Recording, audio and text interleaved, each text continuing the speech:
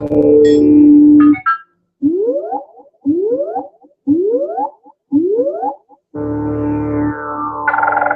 morning, good afternoon, or good evening, and welcome to the war, the information war. I'm DLAKE for PREZ, reporting to some funky music this morning. Kraftwerk, yeah.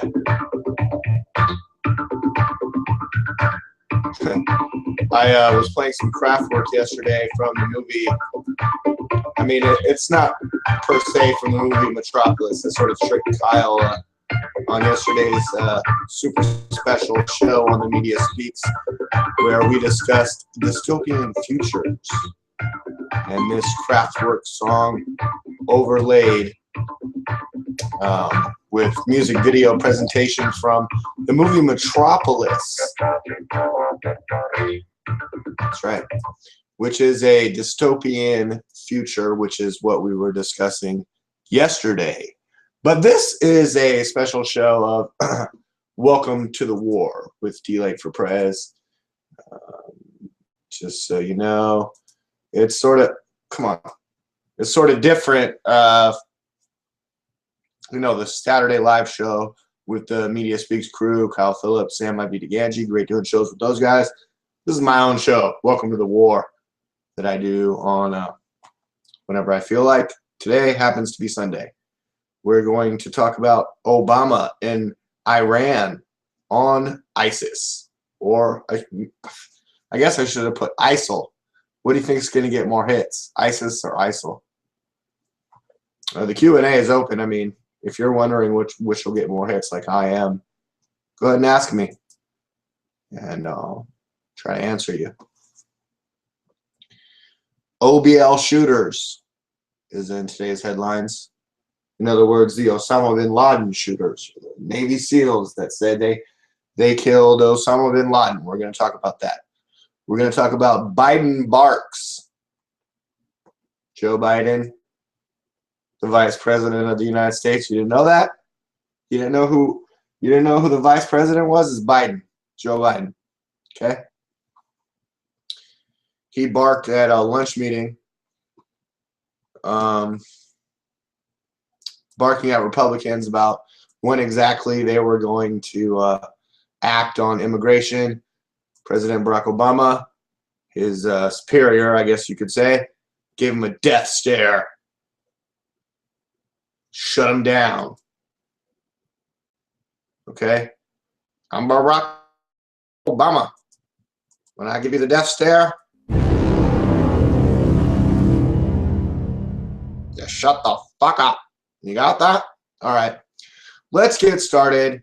Obama and Iran on ISIS. Let's go to my screen share and take a look at the article. On CNSnews.com, Obama reportedly raises ISIS campaign. I believe that should be ISIL. That's what Obama calls it. Islamic State of Iraq and the Levant. With Iran's supreme leader, who calls ISIS a U.S. creation. Yeah. The Ayatollah was calling ISIS U.S. creation over a month ago. I reported on it.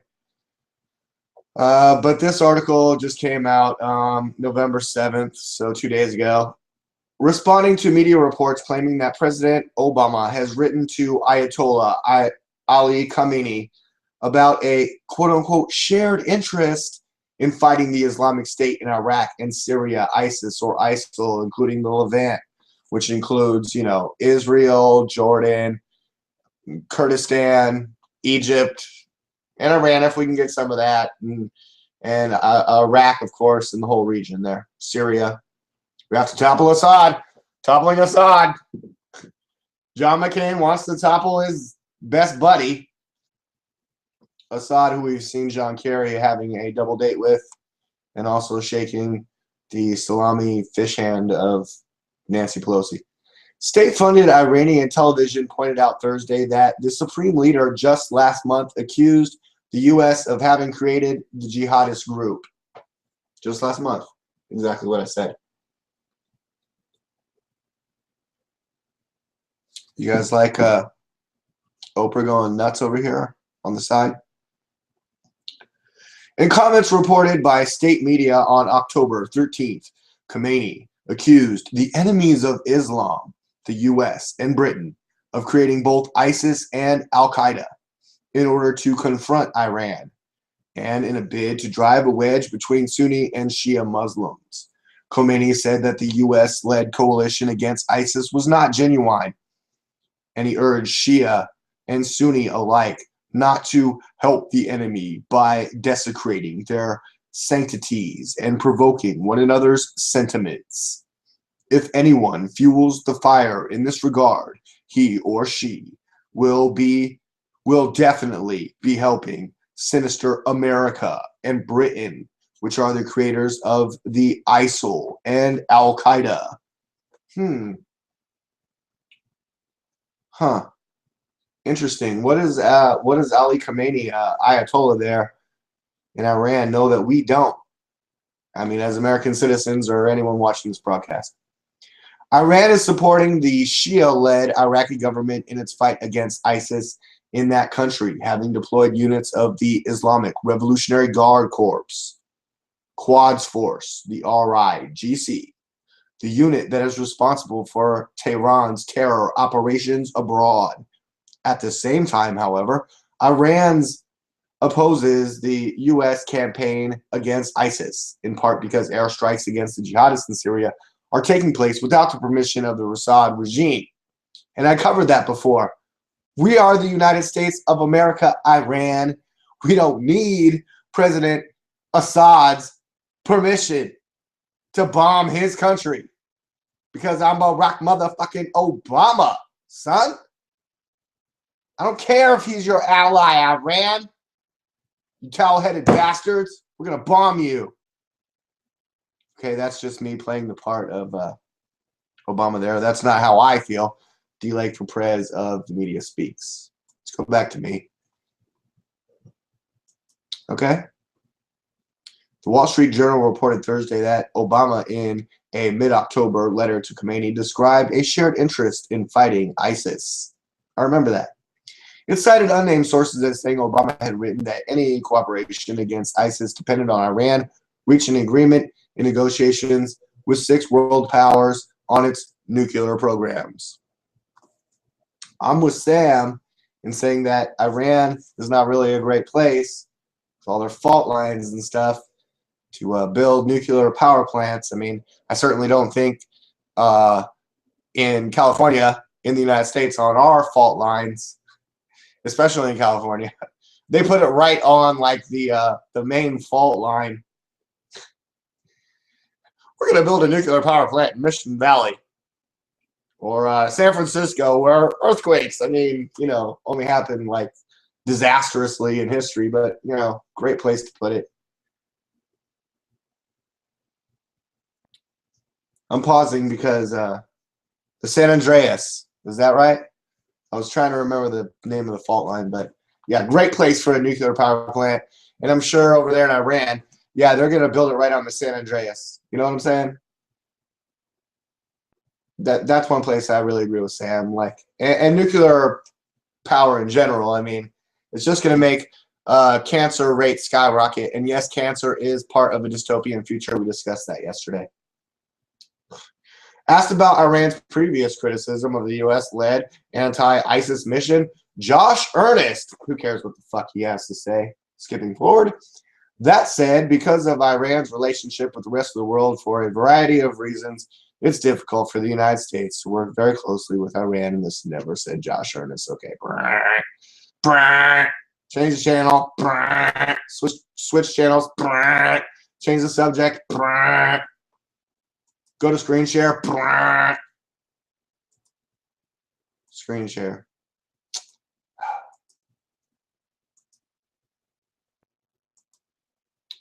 The midterm elections are finally over. Hysteria over ISIS and Ebola magically disappear.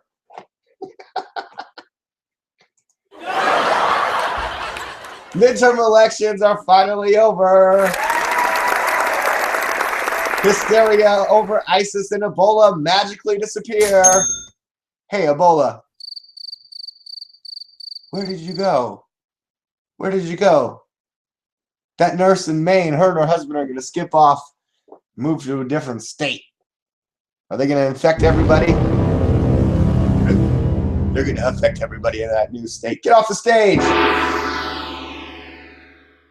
We won't be hearing much from them or the crisis actors leading up to the report, including CNN, who incorporates crisis actors. Today's top news: Dish Network is prepared, to permanently unplug a pillar of cable television. CNN, the pioneering 24-hour news network whose fortunes have faded. In a world, the satellite giant's 14 million subscribers haven't been able to watch several Turner Broadcasting channels, including CNN, Cartoon Network, and Turner Classic Movies. Get that eugenicist the hell out of the building because of a contract dispute. Those channels might not come back anytime soon. Dish Chairman Charlie Ergen warned Tuesday that pay TV providers must be more selective of the channels they carry amid rising programming costs. He painted a stark portrait of a survival of the fittest mentality that is reshaping the television industry, particularly as competition from internet outlets intensifies. 20 years ago, CNN was a must-have channel, but it's not a top 10 network anymore unless they find the plane, the Malaysian plane. Ergen said on a conference call, making a jab at CNN's seemingly round-the-clock coverage last spring of missing Malaysian Airlines Flight 370. We all remember that. It was hilarious. They're all breaking news. The plane is still not found.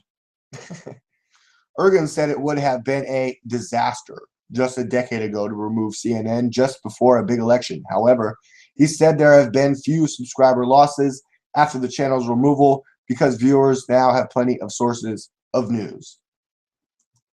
And if your source of news is watching DLAKE for PREZ on Welcome to the War, well, I mean, you know, how many viewers do I have right now? One. It's great. Thank you for watching. Thank you. Number one, I love you. But I don't think that you and I, just the two of us, are reaching Dish Network cable TV levels. But, you know, we're trying. It's the participation that's important. And thanks for not dropping off there. I see you're still watching. Today we were discussing Obama and Iran and their talks about ISIS. Basically, what I take from this is, yes, ISIS said, Iran said that ISIS is a U.S. creation just as well as Al-Qaeda. It's all the same, pretty much the same thing, and I pretty much agree with all that. And the midterm elections are finally over. Hysteria over ISIS and Ebola magically disappear. That's right. Let me go back to screen share once again. I'm glad they let me keep clicking back and forward. And let me just play a little bit of DLAKE for PREZ on a previous episode predicting all this. What was Robert David Steele saying about a dissipated pseudo-bioweapon that they would tell us was Ebola, but wasn't really Ebola, and would probably be over in time for the November elections. I have a feeling we'll have this Ebola shit cured up by Christmas. What do you guys think?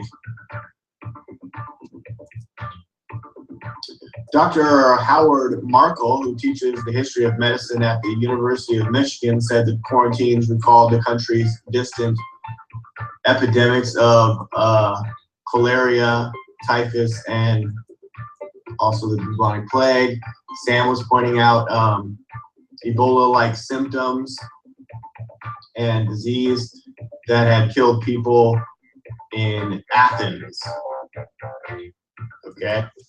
All right. Yeah. Well, did you guys see the beginning part of that where I was saying that, you know, right after the elections, you know, all these things would magically get cured up, and pretty much by Christmas time, I have a feeling that we will be out of the woods, so to speak. Also in today's top headlines, the OBL shooters. If you tuned in for that, it's time for us to talk about it. Whoa! What really happened over there in Pakistan, where Osama bin Laden was alive in 2011, which doesn't sound right just from the very start of it. Thought he died back in, like, we were chasing him through the caves, and he had Marfans and kidney problems, and he was on dialysis, but he was able to move all around. You know, the super mastermind of 9/11 who orchestrated the whole thing from a cave in Afghanistan. If you believe that, I got a bridge to sell you. See you from a property in Texas or something like that. I don't know. Not talking about Corpus Christi. Whatever. In Nevada. I got oceanfront property in Nevada for you. How's that sound? Okay. People are questioning my geography right now. Sons of bitches. You know, the midterm elections are finally over. And how do you guys feel about the Republicans sweeping? And who's that good for? Who's that bad for? I'm seeing a bunch of links this week about Hillary Clinton and Mitt Romney. He's got to chime in. He's got to keep chiming in because I think he's planning a third run. I discussed Dish Network dropping CNN. They're like, we don't need you anymore. Bin Laden's shooter goes public, but fellow SEALs dispute his story. It's pretty obvious why Navy SEALs aren't supposed to talk about their work. But now we know one secondary reason that does not involve being targeted by evildoers out for revenge. For the past 3 years, the man who killed Osama bin Laden has been known only as an anonymous member of the Navy SEAL Team 6. Navy SEAL Team 6! This week, Fox News announced they would identify the shooter, and the Daily Mail beat them to it, naming retired SEAL Robert O'Neill. Wait, what about missing that? Who was in first? The first shooter missed. The second guy killed him. He's going on tour. Other Navy SEALs don't like it. You're not supposed to talk about it. This isn't the first time O'Neill has spoken to journalists.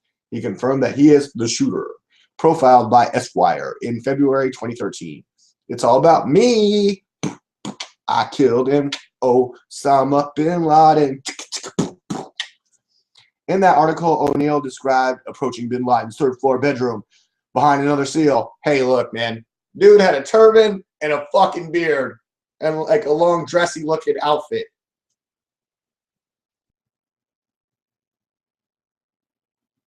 You know, it was John Brennan, I believe now head of CIA, back before he had a different position. Brennan is the guy that Rand Paul originally stood to protest his position given to him by Barack Obama, his not election, but his appointment. That turned into a 13-hour filibuster that was categorized as a filibuster about drones and drone attacks. But originally he stood to protest the appointment of John Brennan to the CIA. And Brennan is the one, go back and watch my previous reports, is the one responsible for concocting the story about bin Laden using his women, their wives, as human shields, and exaggerating the firefight, and bin Laden having been being armed. I don't believe in any of this article about the shooter coming in and who was first in the stack and who was the first to fire a shot, who was the second man, who was right behind him. You know, none of that's coming out on video. It's coming out on hearsay stories and verbal word accounts. And then we put the body on a boat, and unlike any previous we killed him story in the past, back in the old days, if you said you killed somebody, you pretty much had to show up with the body, or else how are we supposed to believe you killed him if we don't see the body? If the king put out a call for someone to be dead, you can't just show up and say, we got him, King, Your Highness, we killed him, and we disposed his body at sea, and one of our guys wrote about it, and another one of our guys drew pictures of it. Well, if I'm the king, I don't look. Sorry, I just need to see a body. We didn't see a body. I'm going to play a little bit of Alex Jones. I know some people might not be agreeable to that, but I need to take a quick break. And this is what I have queued up. Oh, there goes all my viewers. Well, fuck off. Here's Alex Jones. You can believe. Talking about what I was just talking about. Out, so they put 23 of them on a helicopter and blew it up. But now, a Navy SEALs come forward. He lived. He didn't get blown up. And he killed bin Laden. He slayed the dragon. Of course, people are believing him a little bit more than Obama. Of course, folks on the ship said there was no body, so they had to. The most court-martialed ship in U.S. history. Hundreds of court-martials, last time I checked, of the people that were on that ship when bin Laden supposedly got dumped in the drink. And they didn't see Santa Claus come down the chimney. They didn't even see a man in a red suit. They didn't see Papa in a red suit. They didn't even see him put a clown out there and dump in the ocean. Does anyone believe that? And so they had to court-martial them all to dishonorably discharge them, to shut them up. I'm going to do this because I always start telling the story, and I want to get all my documents together. I'm going to do this towards the end of the hour. I'm going to cover the Navy SEAL thing. Former Navy SEAL reveals that he okay. Come on, Alex. is the man that killed Puff the Magic Dragon. Oh. He promises he did. But the other witnesses, their helicopter blew up, and the families think they were killed. So the Navy SEALs cover up the fact that they were really killing a body double, and it was all staged.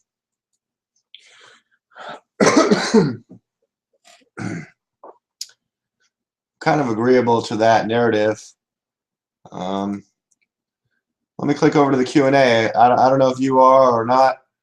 Looks like I had some people watching, dropping in and out. Don't have any Q&A.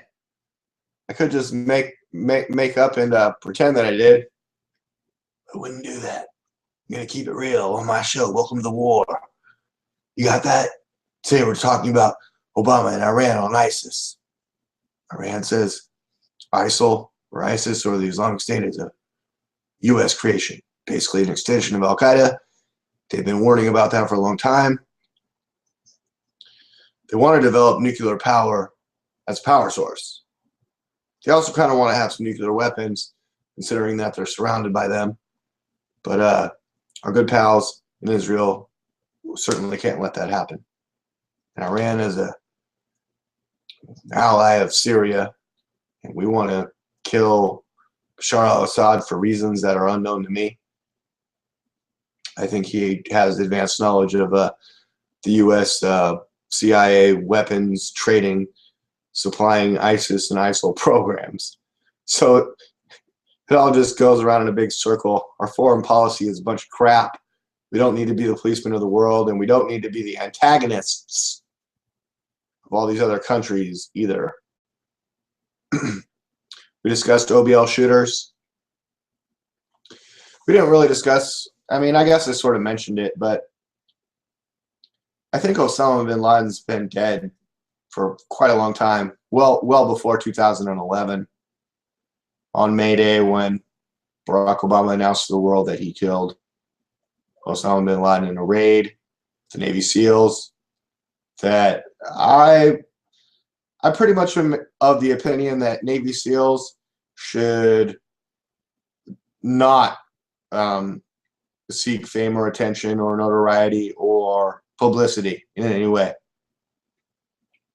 I know that makes it even more of a hard job, but you guys train to endure the most physical, craziest stuff and ice cold water temperatures and sleep deprivation and extreme exercise and other things of that nature. And, you know, I kind of thought it was part of your guys' code to, like, not say anything. And when a mission was top secret, it was hush-hush, and you weren't supposed to say anything about it. But then when you choose to say something about it, and what you want to say about it is you're either the second guy in the stack or the first guy who missed, or maybe you're the third guy or whatever, but you shot bin Laden, and so you should be commemorated as a hero. The only unfortunate part about your story is you have no proof. Okay? Plain and simple. I don't care if you served with honor and distinction on this particular story. You have no damn proof. And if you have some proof, then let's see it. But you don't have any. So you should focus your message on something else, because it wasn't you if you can't prove it. Okay? I killed Osama bin Laden. How do you like that? I did it. I was third in the stack. The first two guys missed their shots, and I fucking hit them right between the eyes. You all saw the picture. You saw the picture of a dead guy photoshopped with a picture of Osama bin Laden that made it look like I hit him, well, not dead center, but just a little bit above the one side there. Well, it's fucked up because I hit him in the right side, but then they reversed the picture in Photoshop to make it look like I hit him on the left side. So I was kind of disappointed about that. But yeah, I killed him. It was me. It wasn't Bruce Willis. It was me. Okay? DLAKE for PREZ. Prove me wrong. Prove them right. Okay? Why don't you just shut up until you can figure it out? Anyways, did I talk enough about Biden barking? Whatever. It's a stupid story. All right. President and the vice president may differ on immigration strategy. Yeah, right. Yeah, I'm sure they totally differ on it. Yeah. Biden's a Republican, right? Yeah, okay. President Obama and Vice President Biden might not see eye to eye on immigration strategy. A hint of apparent disagreement was on display during Obama's lunch with congressional leaders on Friday at the White House. Mr. Obama told the lawmakers that he had already been patient, waiting for the GOP-controlled House to act since the Senate passed a sweeping bipartisan immigration bill in June of 2013. At that point, Vice President Joe Biden, he opened his mouth. Okay. That should just be end of story. Vice President Joe Biden opened his mouth and asked how long Republicans might need to bring up an immigration bill, according to multiple people familiar with the meeting, asking if they might be ready for mid-February or another time this spring. Mr. Obama gave him a death look that ended that line of discussion immediately, the people said. Democratic congressional aides said the president wasn't cutting off Mr. Biden, he just gave him a death stare, who was making a rhetorical point that Republicans refused to commit to bringing in blah, blah, blah, blah, blah at a specific time.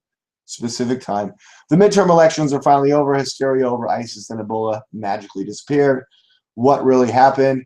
Ex-SEAL, Navy SEAL Robert O'Neill reveals himself as shooter who killed Osama bin Laden. I'm DLAKE for PREZ. Thank you, everyone, for watching this special news report on this Sunday, November 9th, 11/9. That's not 11 backwards. 2014. Which adds up to 8. Some more numerical stuff right there for you. 8, 9, 11. Oh my God. He ate it. Like all the cheese on the moon. DLAKE for PREZ, themediaspeaks.com.